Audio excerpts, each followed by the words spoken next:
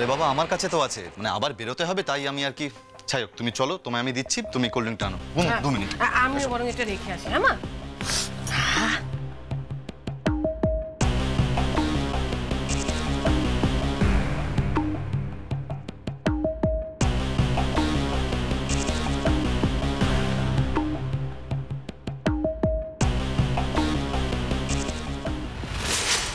সাজি কেমন আছো? এই কি কি তুমি আমার হাতে এসো, আস্তে না, এখানে বসো তো। সাজি কেমন আছো সাজি? হ্যাঁ গুনগুন, হ্যাঁ তুমি কেন এসেছো গুনগুন? ও মা, আজ তোমার স্বাদ হলো এত খাওয়া দাওয়ার, তুমি খাবে না, আমি একা খেয়ে নেবো, সেটা হয় নাকি? আমি তোমার জন্য একটু খাবার নিয়ে এসেছি, শুধু তোমার জন্য না, পুরো বাড়ির জন্য নিয়ে এসেছি, সবার জন্য বেশি করে নিয়ে এসেছি। বাড়ির লোকজন তো আমার কথা ভুলেই গেছে, আমি তো তাদের কাছে মরেই গেছি, তাই না সাজি, একেবারে না, সবাই একটু অভিমান করে আছে, কিন্তু দেখবে সব ঠিক হয়ে যাবে। আর সাজি, তুমি আমার সাথে যাই করো না কেন, যাই ভালো কথা মন্দ কথা যাই বলো না কেন, যাই করো না কেন, আমি কিন্তু তোমাকে খুব ভালোবাসি। আমার তোমার কথা না সবসময় মনে পড়ে, সবসময়। কি হয়েছে সাজি? গুনগুন, তোমাকে একটা রিকোয়েস্ট করছি, প্লিজ প্লিজ তুমি আর এখানে এসো না, প্লিজ। সাজি কি হয়েছে সাজি? কেন এভাবে বলছো? আমার দিকে তাকাও, কেন? আচ্ছা সাজি, তুমি কি সত্যি ড্রিঙ্ক করেছিলে? সব মিথ্যে কথা, সব বানিয়ে বলছে, বিশ্বাস কই গুনগুন? করো, এটা খুব শান্ত।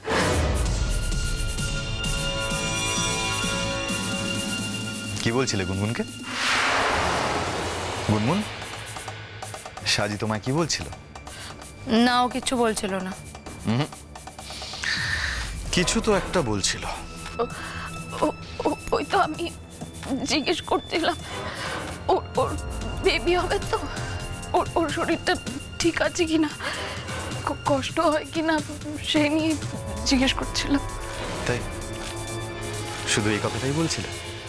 হ্যাঁ স্রোত, সাজি আমাকে এক্স্যাক্টলি এই কথাগুলোই বলছিল। তাছাড়া আর কি বলবে বলে তোমার মনে হয়? তাছাড়া আর কি বলবে সেটা তো আমি জানি না, তবে দেখে মনে হচ্ছিল যে খুব ব্যক্তিগত কিছু একটা বলছে তোমাকে। তোমাকে এক্ষুনি যে কথাগুলো সাজি বলল, সেই কথাগুলোই আমাকে বলছিল স্রোত।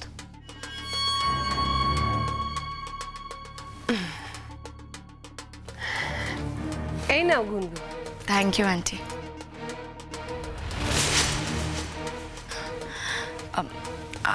আসলে এখন আর ঠিক খেতে ইচ্ছা করছে না, মানে তখন ভেবেছিলাম খাবো আন্টি, আমাকে এক্ষুনি উঠতে হবে, হ্যাঁ বাড়ি যেতে হবে। এই চলে যেতে হবে কি গুনগুন? এই তো এলে, একটু খাওয়া দাওয়া করো, একটু গল্প করো, তারপর না হয়। স্রোত, আমি তো শুধু তোমাদের খাবারটাই দিতে এসেছিলাম, আর এখন এই অবস্থায় মানে অ্যাডভান্স স্টেজ, বুঝতেই তো পারছো, বাড়ির লোকেরা খুব চিন্তা করে আমি একা একা বেরোলে, তাই এখন 100 বার ফোন আসবে, আর আমারও ভাল লাগছে না, আমি এখন বাড়ি যেতে চাই। গুনগুন, তোমাকে যেই কথাটা বললাম তোমার মনে থাকবে তো? কি কথা? হ্যাঁ, গুনগুনের সঙ্গে আমি একটু ব্যক্তিগত কথা বলছিলাম, বারে ও আমার বন্ধু হয়, ওর সঙ্গে কি আমার কোনো আলাদা কথা থাকতে পারে না? না না না না না না না সাজিমা, তুমি আমাদের না বলো, কিন্তু নিজের স্বামীকেও সেটা বলতে পারবে না? দেখো মা, স্বামী হলো সব থেকে আপনজন। হ্যাঁ, তার কাছে কোনো কথা গোপন করতে নেই মা। তাহলে তুমি কেন তোমার স্রোতের কাছে কথাটা গোপন করছো? হ্যাঁ, তোমার বৌদিকে তুমি এমন কি কথা বলেছো যা তুমি স্রোতকে বলবে না? আচ্ছা বাবা, ঠিক আছে, অসুবিধা নেই, আমি তো এখানে আছি, তোমরা যাও। ঠিক আছে মা, আসি, আমরা ওই ঘরে যাই, একটু টিভি দেখি।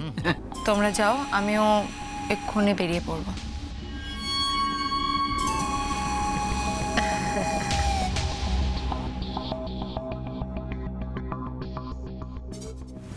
গুনগুন প্লিজ তুমি যেও না, গুনগুন প্লিজ প্লিজ যেও না। যাবো না মানে কি হয়েছে সাজি? না তুমি এসেছো তো, আমার খুব ভালো লাগছে, মানে অনেকদিন পর তোমাকে দেখলাম তো তাই। সাজি তোমাকে একটা কথা বলি, আমি জানি যে শ্বশুরবাড়িতে অনেক রকম প্রবলেমস হবে, কিন্তু শ্বশুরবাড়িতে না শ্বশুরবাড়ির নিয়ম অনুযায়ী চলতে হয়। আমি খুব লাকি যে আমি একটা একদম অন্যরকম শ্বশুরবাড়ি পেয়েছি, কোনো নিয়ম মানতে হয়নি আমাকে, কিন্তু সবাইকে মানতে হয় সাজি, তোমাকেও মানতে হবে, ওদের কথা শুনতে হবে, একটু ওদের সাথে মানিয়ে গুছিয়ে নাও না, দেখবে উইথ টাইম সব ঠিক হয়ে যাবে। কেমন? আমি আসছি। হ্যাঁ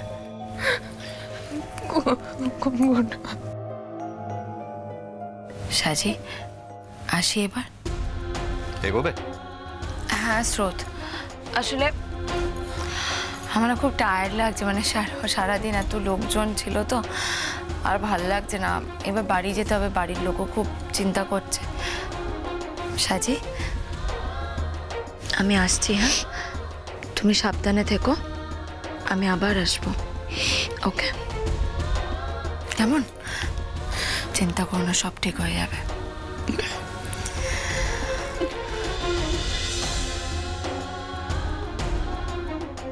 আসছি স্রোত। এসো, আবার দেখা হচ্ছে খুব তাড়াতাড়ি। নিশ্চয়ই, সাবধানে থেকো তোমরা। হ্যাঁ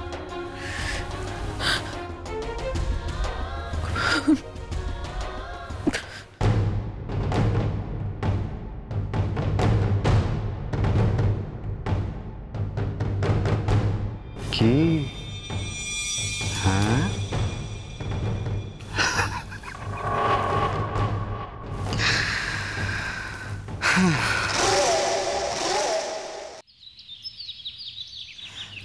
আমি আমি তোমাদের একটা কথা বলতে চাই।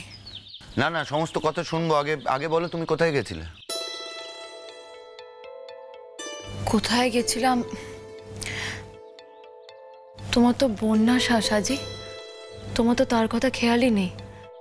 আজকে বাড়িতে এত বড় একটা অনুষ্ঠান হলো, এত খাবার দাবার ছিল, তোমরা তো কেউ খেয়ালই করনি যে ও কিন্তু এই অনুষ্ঠানে আসেনি। তাই আমি ওকে একটু খাবার পৌঁছাতে গেছিলাম। বাহ, তুমি তো আশ্চর্য মেয়ে, তুমি বাড়িতে বলে যেতে পারোনি এই কথাটা? সব ব্যাপার তো তুমি আমাদের বলো গুনগুন, সাজির ব্যাপারে কিছু হলে তুমি গোপন করে যাও কেন? সেটা কি তুমি বুঝতে পারো না পটকা? আজকে যদি আমি তোমাদের বলে যেতাম যে আমি সাজির ওখানে যাচ্ছি, তোমরা কি আমাকে কেউ যেতে দিয়ে দিতে ওখানে? আর যদি বলতাম তোমরা আমার সঙ্গে চলো, তোমরাও কেউ আমার সঙ্গে যেতে না, তাই আমি একাই চলে গেছিলাম। কি আর বলবো, পটকা ছোট বউ এত রেগে আছে, আমার মনে কিছু ইচ্ছে করলেও সেটা আর বলতে পারছি না। তবে গুনগুন মা, তুমি কিন্তু খুব ভালো করেছো, আমাদের বাড়িতে এত সব ভালো ভালো খাবার দাবার, আমরা সব ভালোগুলো খাবার দাবার খেয়েছি, তো আমাদেরই তো বাড়ির মেয়ে, সে আমাদের বাড়ির মেয়ে এই সব ভালো ভালো খাবার দাবার সে পাবে না, সেটা তো হয় না। কি রে বড়দা, একদিনের জন্য ভালো মন্দ খাইয়ে কি লাভ হবে? যে বাড়িতে বিয়ে হয়ে গেছে সেখানে তো হাঁড়ির হাল, অন্যদিন কি খায় ও? আলু সেদ্ধ ভাতের বেশি কিছু জোটে না, আমি শিওর। একদিন ভালো মন্দ খাবে, বাকি দিনগুলো তো ওই হাঁড়ির হালের মধ্যেই থাকবে। শুধু সাজি না, ওর বাড়ির সবাই ওই খাবারই খায়। মা লক্ষ্মী, তোমাকে কি শুধু শুধু আমি মা লক্ষ্মী বলি? তুমি সত্যি সাক্ষাৎ মা লক্ষ্মী। তোমরা কেউ জানো না, গুনগুন ঠাকুরকে বলে আগে থেকে সমস্ত খাবার তুলে রেখেছিল। আমি মনে মনে জানতাম ও নিশ্চয়ই সাজির বাড়িই যাবে। তুমি সাক্ষাৎ অন্নপূর্ণা, তোমাকে আশীর্বাদ না করে আমি কি থাকতে পারি? কিন্তু কিন্তু আমার যে সবাইকে একটা কথা বলার আছে। হ্যাঁ বলো না, কি কথা বলো। সাজিকে কেমন দেখলে মা?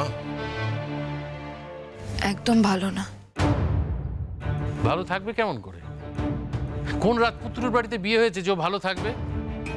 নিশ্চয়ই রোগা হয়ে গেছে, ভালো করে খাবার দাবার পাচ্ছে না। সে তো হবেই। যা হাঁড়ির হাল ওই বাড়ির, খেতে দেবে কি করে? নিজেরাও খেতে পায় না, ওকেও খেতে দেবে না। আমি একটা জিনিস বুঝি না গুনগুন, অত অপমান করলো সাজি তোমাকে, অত খারাপ ব্যবহার করলো, তারপরও তুমি ওর বাড়ি গেলে? আমি তো সেটাই বুঝতে পারছি না। গুনগুন তোমার সঙ্গে তো সব থেকে খারাপ ব্যবহার করেছে, আর সাজি তো আমাদের সকলের সামনে বলেছে যে তুমি যাতে স্রোতের সাথে কোনো যোগাযোগ না রাখো, স্রোতের সাথে যাতে কথা না বলো। এটা কত বড় অপমান বলো তো গুনগুন। তারপরেও তুমি গেলে ওদের বাড়ি।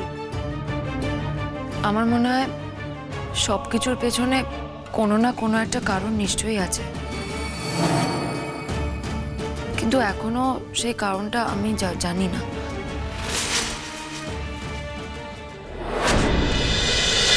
Ooh, ooh, ooh.